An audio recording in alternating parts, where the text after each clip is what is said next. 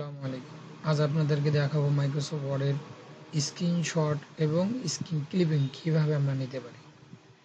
Screenshot সাধারণত আমরা window button চাপ ধরে প্রিন্ট স্ক্রিনে ক্লিক করলে আমরা স্ক্রিনশট নিতে পারি।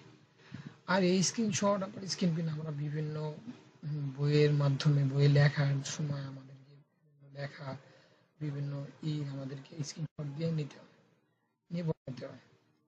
আজ আপনাদেরকে স্ক্রিন ক্লিপিংটা আপনাদেরকে দেখাবো। তার জন্য আমাদেরকে যাইতে হবে ইনসার্টে আসার পরে এখানে দেখেন স্ক্রিনশট বলতে এই যে আমাদের স্ক্রিনশট আমরা যে আমাদের স্ক্রিনে যেটা আছে সেটা আমরা স্ক্রিনশট আমরা নিলাম। আমরা স্ক্রিন ক্লিপিং কিভাবে নেব তার জন্য ইনসার্টে যাব। ইনসার্টে থেকে স্ক্রিনশটে ক্লিক করব। তারপরে এখানে দেখুন স্ক্রিন ক্লিপিং